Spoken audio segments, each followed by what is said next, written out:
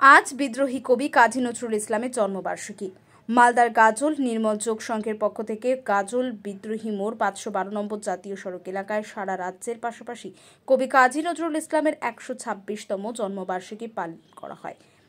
প্রথমে কবি কাজী নজরুল ইসলামের মূর্তিতে মাল্যদান করে শ্রদ্ধা জানানো হয়। এরপর নিত্য স্মরণীয় কবি কাজী নজরুল ইসলামের কবিতা পাঠ করে শোনান যোগিনী তারুণী মাদা ও যোগী ভবে শিকদার। উপস্থিত ছিলেন নির্মল যোগ সংঘের সভাপতি নির্মল কুমার সাহা, যোগী অমিত সরকার, নির্মল মণ্ডল সহ অন্যান্যরা। এছাড়াও নজরুল জন্ম জয়ন্তী উপলক্ষে যথাযথ মর্যাদায় দিনটি পালন করা হচ্ছে গাজলে।